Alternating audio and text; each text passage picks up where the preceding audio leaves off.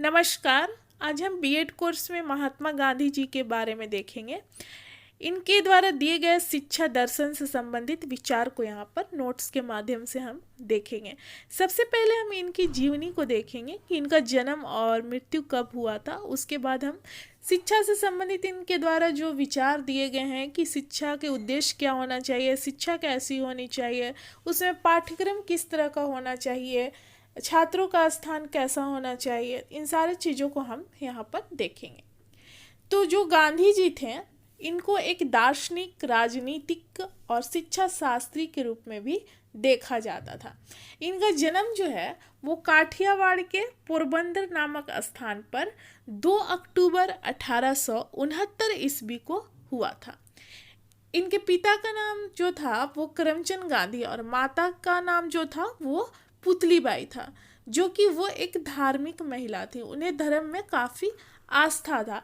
इन्हीं का प्रभाव गांधी जी पर भी काफ़ी पड़ा। गांधी जी की जो प्रारंभिक शिक्षा थी, पहली शिक्षा जो मिली वो पोरबंदर के विद्यालय से इनकी शिक्षा प्राप्त हुई। जब गांधी जी 7 वर्ष के थे तो इनके पिता राजकोट के दीवान हुए थे। गांधी जी स्वभाव से संकोची थे, इस कारण अपने दोस्तों के बीच संपर्क नहीं कर पाते थे। वो काफ़ी अकेला रहा करते थे बचपन में। उनका प्रारंभ से ही अपने माता पिता के प्रति सेवा का भाव रहा। इस कारण विद्यालय के बाद वो अपने सेवा को स्वयं बनाए रखते थे। विद्यालय में पढ़ाई के समय उन्होंने श्रवण पितृभक्ति नामक नाटक पढ़ा करते थे और सत्य हरिश्चंद्र नामक नाटक का अभिनय देखा करते थे। इसके प्रभाव के फलस्वरूप उनके मन में सत्य के प्रति श्रद्धा उत्पन्न हुई। अब उसके बाद हम क्या देखते हैं कि 13 वर्ष की अवस्था में इनका विवाह हो गया, जिनका नाम था, इनकी पत्नी का नाम कस्तूरबा गांधी है। सन 1887 ईस्वी में इन्होंने मैट्रिक की परीक्षा पास की और श्यामल दास कॉलेज भावनगर में उच्च शिक्षा प्राप्त करने के लिए वहाँ पर एडमिशन लिया। लेकिन हम क्या देखते हैं कि कॉलेज शिक्षा में इनका मन नहीं लगता है। फिर वो कहाँ चले जाते हैं, बैरिस्ट्री की पढ़ाई करने के लिए वो इंग्लैंड चले जाते हैं। 1891 ईस्वी में बैरिस्ट्री पास करके भारत लौटते हैं और इसके बाद 1893 ईस्वी में फिर दक्षिण अफ्रीका चले जाते हैं। भारत लौटने के बाद, जैसे कि यहाँ पर 1891 में इंग्लैंड से भारत लौटते हैं, फिर उसके बाद 93 में वो दक्षिण अफ्रीका चले जाते हैं। वे वहाँ भारतीयों के दशा सुधारने के लिए कई आंदोलन चलाए, क्योंकि वहाँ पर काफ़ी प्रताड़ित किया जाता था भारतीयों को।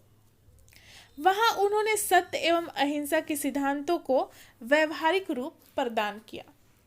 वहाँ उन्होंने 1914 तक संघर्षपूर्ण जीवन व्यतीत की। काफ़ी संघर्षों का सामना करना पड़ा इनको और उसके बाद इनको सफलता भी मिली। फिर वे इंग्लैंड होते हुए 1914 में वो भारत लौट आते हैं। यहाँ आकर वो भारतीय राजनीति में प्रवेश करते हैं और अपने जीवन के अंत तक यानी मृत्यु तक वो भारतीय राष्ट्रीय आंदोलन का नेतृत्व करते हैं। इनके नेतृत्व के फलस्वरूप भारतीय राजनीति में सत्य एवं अहिंसा को महत्वपूर्ण स्थान मिलता है, क्योंकि ये सत्य और अहिंसा में विश्वास रखते थे। गांधी जी के नेतृत्व में भारत में 15 अगस्त 1947 को स्वतंत्रता भारत को मिली। इस प्रकार हम देखते हैं कि ये महान दार्शनिक, राजनीतिक, मतलब कि इनको दार्शनिक के रूप में देखा जाता है, राजनीतिक के रूप में भी देखा जाता है, समाज सुधारक के रूप में भी देखा जाता है और एक शिक्षा शास्त्री के रूप में भी देखा जाता है। तो इनको हम इन सारे चीज़ों के नाम से जान सकते हैं। इनका वो नाथूराम गोडसे के द्वारा गोली मारकर इनकी हत्या 30 जनवरी 1948 को कर दी गई। ये था इनका जीवनी छोटा सा। अब उसके बाद हम जीवन दर्शन को देखते हैं। गांधी जी के बारे में हम देखते हैं कि ये सत्य और अहिंसा के पुजारी थे। इनका जीवन दर्शन जो था वो मुख्यतः 5 सिद्धांत पर आधारित था, जिसमें हम पहला क्या देखते हैं, ये सत्य में विश्वास करते थे, अहिंसा में विश्वास करते थे, अपरिग्रह, तीसरा नंबर अपरिग्रह, और चौथा निर्भीकता, और पांचवा सत्याग्रह। तो पहला नंबर में हम देखते हैं कि इनको सत्य में काफ़ी विश्वास था। ये सत्य के रास्ते पे चलने पर लोगों को जोर देते थे और खुद भी चलते थे। सत्य के द्वारा ही इनका कहना था कि किसी भी उद्देश्य की प्राप्ति की जा सकती है। दूसरा था अहिंसा। इनका कहना था कि अहिंसा के बिना, यानी कि यहाँ पर हत्या, जीव हत्या या किसी भी तरह मार काट को ये इसका विरोध करते थे। इनका कहना था कि अहिंसा के बिना सत्य की प्राप्ति असंभव है। अहिंसा के द्वारा ही हम सत्य को प्राप्त कर सकते हैं। हिंसा के माध्यम से किसी चीज की प्राप्ति असंभव है। तीसरा नंबर देखते हैं अपरिग्रह। उनका कहना था कि व्यक्ति को जितना जरूरत हो उतनी ही चीजें अपने पास रखनी चाहिए, आवश्यकता से अधिक चीजें नहीं रखनी चाहिए। चौथा नंबर निर्भीकता में इनको विश्वास था, और पांचवा नंबर हम देखते हैं सत्याग्रह।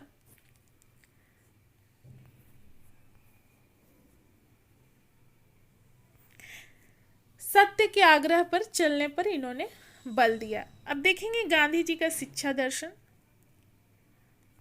शिक्षा दर्शन के माध्यम से इनका कहना था गांधी जी का कि शिक्षा ऐसा होना चाहिए कि बालक का संपूर्ण विकास हो, जैसे कि शारीरिक, मानसिक, आत्मिक, चारित्रिक आदि चीजों का विकास हो। इन्होंने कहा, यानी कि हम इनके अनुसार देखते हैं कि शिक्षा के मूल्यों को अनुभव में ही खोजना चाहिए। शिक्षा को कोई भी योजना नहीं, किंतु शिक्षा के द्वारा बालक में व्यवहार कुशलता का आना आवश्यक है। यानी कि शिक्षा ऐसा होना चाहिए कि बालक के व्यवहार को कुशल बनाए, वो किसी चीज को व्यवहार में लाकर सीखे। अब सिद्धांत देखेंगे, इन्होंने क्या सिद्धांत दिया शिक्षा से संबंधित। तो पहला नंबर है कि इन्होंने कहा कि 7 से 14 वर्ष के बालकों के लिए जो शिक्षा है वो निःशुल्क और अनिवार्य होना चाहिए। यानी कि निःशुल्क यानी कि कोई फी नहीं लगना चाहिए, और अनिवार्य यानी कि सभी को यह शिक्षा उपलब्ध कराना जरूरी है। इन्होंने शिक्षा का माध्यम मातृभाषा, यानी कि मातृभाषा को शामिल करने पर जोर दिया। शिक्षा का माध्यम मातृभाषा होनी चाहिए। इसके माध्यम से क्या कर सकता है कि बालक किसी भी चीज को सरल भाषा में आसानी तरीके से सीख सकता है। इन्होंने अंग्रेजी को नहीं शामिल किया था। शिक्षा द्वारा बालक के शारीरिक, मानसिक, चारित्रिक सभी चीजों का संपूर्ण विकास होना चाहिए। गांधी जी का ऐसा मानना था। इन्होंने अंग्रेजी यानी अंग्रेजी भाषा का बालक की शिक्षा में कोई स्थान नहीं दिया है। अगला नंबर 5 नंबर देखेंगे, साक्षरता को शिक्षा नहीं कहा जा सकता। यानी कि शिक्षा ऐसा होना चाहिए, इनका कहना था गांधी जी का कि शिक्षा ऐसा हो केवल साक्षर होना ही नहीं है, बल्कि वो बालक उस शिक्षा के माध्यम से अपने जीविका का अर्जन भी कर सके, कुछ पैसे कमा सके और उसकी जीविका काफ़ी अच्छी चल सके। यानी कि शिक्षा प्राप्त करने के साथ साथ बालक अपना जीविका का भी अर्जन यानी कुछ पैसे भी कमा सके, इसलिए उन्होंने बुनियादी शिक्षा पर जोर दिया था। अगला नंबर है, शिक्षा द्वारा बालकों में मानवीय गुण यानी चारित्रिक गुणों का विकास करना चाहिए। शिक्षा ऐसी हो जिससे बालक के शरीर, हृदय यानी संपूर्ण विकास हो।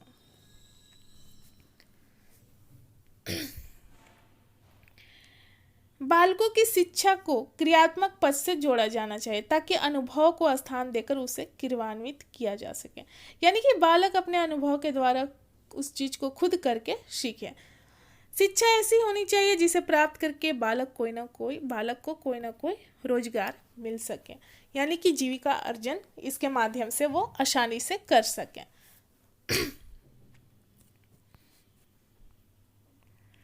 विद्यालय ऐसा होना चाहिए जहां बालक अनेक प्रकार के प्रयोग द्वारा नई नई खोज करना सीखे। और यहाँ पर देखेंगे 12 नंबर जो है, शिक्षा द्वारा बालक में आदर्श नागरिक के गुणों का भी विकास किया जाना चाहिए, एक अच्छे चारित्रिक गुणों का विकास किया जाना चाहिए। अब देखेंगे गांधी जी के अनुसार शिक्षा का अर्थ क्या है। यानी कि यहाँ पर इनका कहना था कि शिक्षा ऐसी होनी चाहिए कि बालक के संपूर्ण व्यक्तित्व का विकास हो। उसके अनुसार मतलब कि गांधी जी का कहना था कि इसके माध्यम से बालक के मस्तिष्क, आत्मा, शरीर, हृदय, इन सारे चीज़ों का विकास हो और शिक्षा के माध्यम से बालक अच्छे तरीके से अपने जीविका अर्जन कर सके।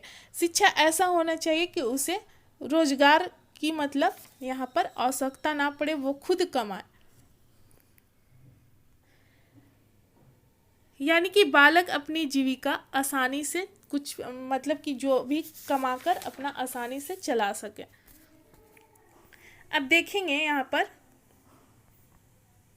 शिक्षा का उद्देश्य क्या होना चाहिए। यहाँ पर जो हम देखें शिक्षा के अर्थ में, तो गांधी जी का वही कहना था कि बालक का आगे भविष्य में मतलब कि उसको किसी तरह की आर्थिक आवश्यकताओं का सामना ना करना पड़े, वो खुद स्वावलंबी बन सके। अब देखेंगे शिक्षा का उद्देश्य क्या होना चाहिए। तो दो उद्देश्य बताया है गांधी जी ने, एक तत्कालीन उद्देश्य और दूसरा सर्वोच्च उद्देश्य। तो तत्कालीन उद्देश्य के अंतर्गत हम कुछ पॉइंट को देखेंगे।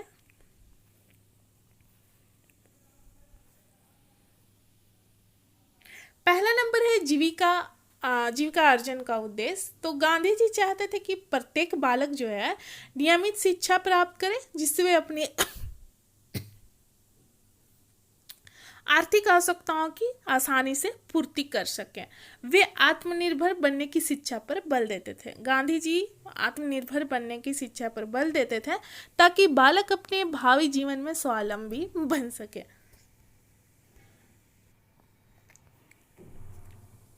शिक्षा के इस उद्देश्य से गांधी जी का तात्पर्य बालकों को मजदूर बनाना नहीं था, बल्कि वे चाहते थे कि प्रत्येक बालक कमाते हुए कुछ सीखे। यानी कि हम देखते हैं कि विद्यालय में बुनियादी शिक्षा में बालक को व्यावसायिक कार्य भी सिखाया जाता था। इसलिए यहाँ पर गांधी जी ने कहा है कि प्रत्येक बालक कमाते हुए कुछ सीखे और सीखते हुए कुछ कमाए। शिक्षा के माध्यम से उनको व्यावसायिक कार्य भी सिखाया जाता था ताकि वो स्वावलंबी बन सके। दूसरा नंबर है सांस्कृतिक उद्देश्य। गांधी जी चाहते थे कि शिक्षा में उन विषयों को शामिल किया जाए जिससे संस्कृति का विकास हो। तीसरा नंबर है पूर्ण विकास का उद्देश्य। तो शिक्षा के माध्यम से इन्होंने बताया कि बालक का संपूर्ण विकास होना चाहिए, जैसे कि हम शारीरिक, मानसिक, आत्मिक, चारित्रिक विकास को देख सकते हैं। 4 नंबर है जो हमारा गांधी जी का तत्कालिक उद्देश्य था, वो हम देख रहे हैं। 4 नंबर है नैतिक अथवा चारित्रिक विकास।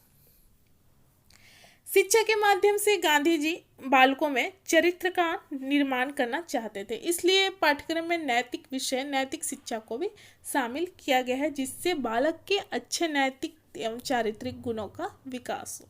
और 5वां नंबर है मुक्ति का उद्देश्य। इसके बाद हम गांधी जी के जो दूसरा नंबर हमारा आएगा वो सर्वोच्च उद्देश्य है। सर्वोच्च उद्देश्य में हम क्या देखेंगे कि सर्वोच्च उद्देश्य था उनका ईश्वर की प्राप्ति, यानी कि सत्य के रास्ते पर चलने के लिए उन्होंने जोर दिया है। इसके बाद हम देखेंगे गांधी जी के अनुसार पाठ्यक्रम, यानी पाठ्यक्रम में उन्होंने क्या क्या विषय को शामिल किया है, हम यहाँ पर देखेंगे। तो जैसे पहला नंबर है हस्तशिल्प। तो हस्तशिल्प में क्या क्या विषय को शामिल किया है, जैसे कटाई, बुनाई, चमड़े का काम सीखना, कृषि, बागवानी, मिट्टी से संबंधित काम आदि। भाषा में इन्होंने मातृभाषा, राष्ट्रभाषा और प्रादेशिक भाषा को शामिल किया, जबकि अंग्रेजी को इन्होंने शामिल नहीं किया है। गणित में हम देखेंगे कि अंक गणित, बीज गणित और रेखा गणित को शामिल किया है इन्होंने। सामाजिक विषय में देखेंगे समाजशास्त्र, भूगोल, इतिहास, नागरिक शास्त्र और अर्थशास्त्र। जबकि विज्ञान में हम क्या देखेंगे, भौतिक विज्ञान, स्वास्थ्य विज्ञान और प्राणी विज्ञान यानी जीव विज्ञान आदि।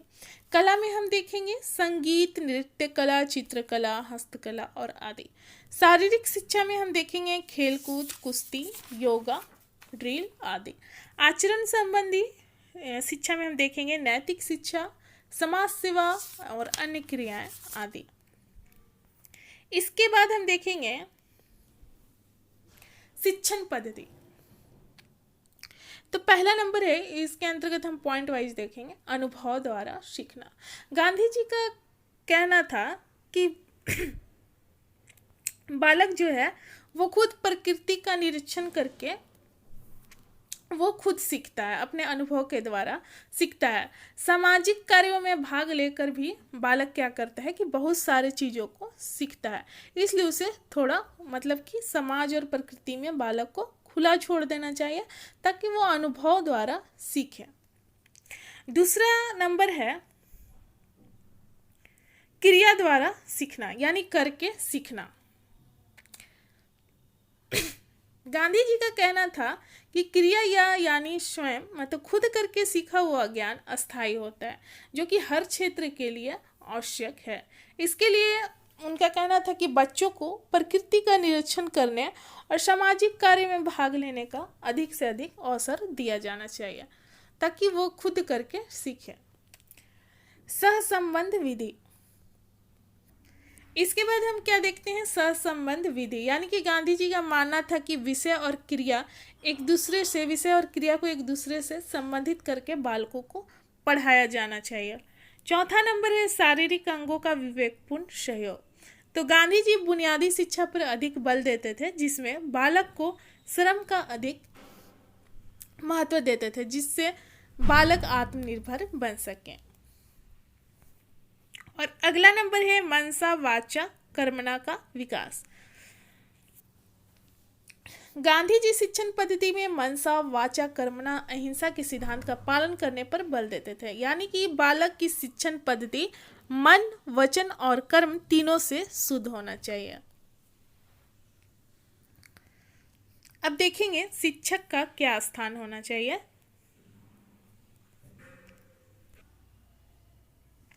गांधी जी एक आदर्शवादी विचारक के साथ साथ प्रयोजनवादी विचारक भी थे।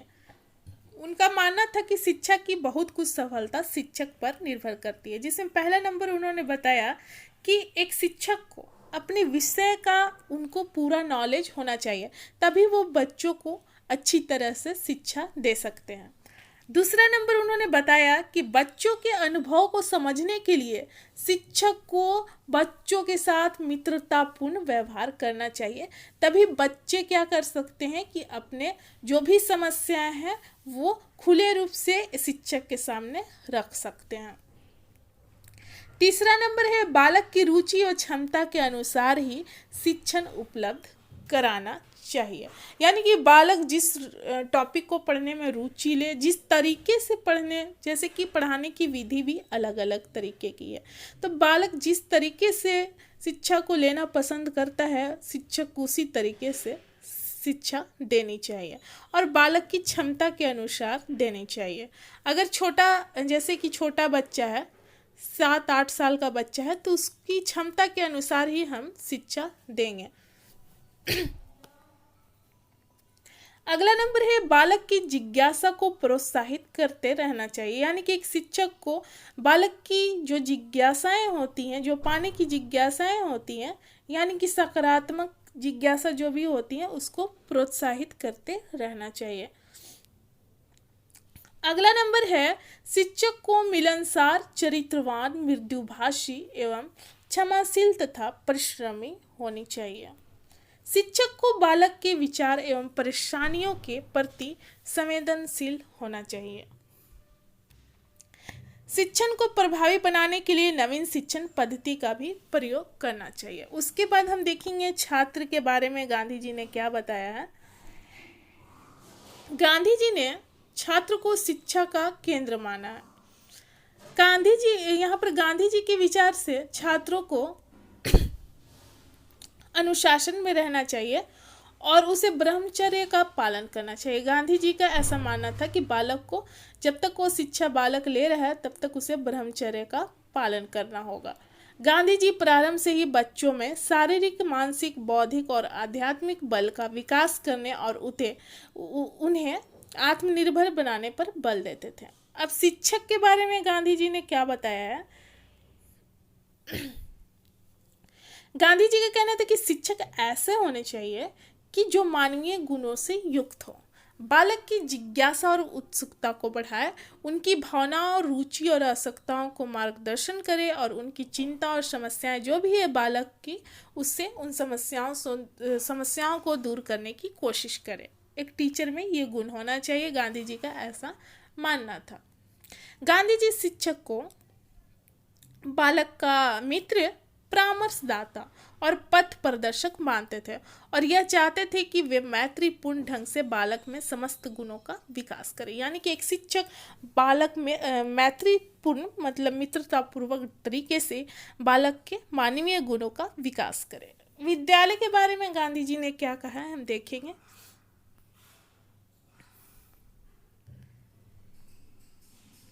गांधी जी विद्यालय को सामुदायिक केंद्र के रूप में व्यवस्थित करना चाहते थे। उनके अनुसार विद्यालय ऐसा केंद्र होना चाहिए जहां छात्रों का संपूर्ण विकास हो, जो समाज की सेवा करे आगे जाकर, यानी बालक, और जो समाज के साथ सहयोग रखे, सेवा करने के साथ साथ समाज के साथ सहयोग भी रखे। विद्यालय का संगठन इस ढंग से होना चाहिए जिससे वह आत्मनिर्भर बन सके और हस्तकौशल के उत्पादनों से विद्यालय का खर्च निकाला जा सके।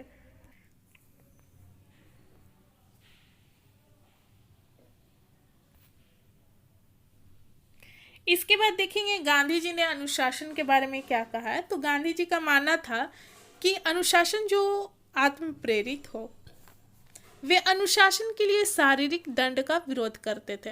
यानी कि बालक को अनुशासन पालन करने के लिए जो सिखाया जा रहा है उसमें किसी तरह से शारीरिक दंड नहीं दिया जाना चाहिए, और अनुशासन को ऊपर या बाहर से लादने के पक्ष में नहीं थे। और उनका कहना था कि अनुशासन बालकों पर जबरदस्ती थोपा भी नहीं जाना चाहिए। वे शिक्षक से यह आशा करते थे कि शिक्षक अपने आत्मबल तथा आदर्श से बालकों को प्रभावित करे, जिससे बालक खुद उच्च अनुशासन वाले गुणों को अनुसरण स्वयं करे। यानी कि जो अनुशासन है उसके लिए बालक को किसी तरह से दंड नहीं दिया जाना चाहिए और जबरदस्ती थोपा भी नहीं जाना चाहिए, बल्कि अपने शिक्षक को अपना व्यवहार इस तरीके से बनाए रखना चाहिए ताकि बालक जो है उससे प्रेरित होकर, आकर्षित होकर उसका अनुसरण करें। अब देखेंगे लास्ट में हम गांधी जी के शिक्षा दर्शन का मूल्यांकन। तो मूल्यांकन में हम देखते हैं कि एम.एस. पटेल ने कहा था कि गांधी जी का शिक्षा दर्शन जो है वह आदर्शवाद, प्रकृतिवाद और प्रयोजनवाद पर आधारित है। यानी कि शिक्षा दर्शन में हम देख सकते हैं कि इनका जो शिक्षा दर्शन है वो आदर्शवाद पर आधारित है, प्रकृति पर भी आधारित है, और प्रयोजनवाद यानी बालक खुद चीज़ों को करके सीखे, इन सारे चीज़ों पर आधारित है। उन्होंने अपने दर्शन में सत्य, अहिंसा, त्याग, निष्ठा, सहानुभूति आदि मानवीय गुणों पर अधिक बल दिया है। यानी यहाँ पर गांधी जी ने इन सारी चीज़ों पर बल दिया है। तो ये गांधी जी के बारे में देखें, शिक्षा दर्शन, उनकी जीवनी को देखें और शिक्षा दर्शन को देखें कि शिक्षा से संबंधित उनका क्या विचार था। तो यहाँ पर हमारा समाप्त होता है। मिलते हैं अगले वीडियो में। धन्यवाद।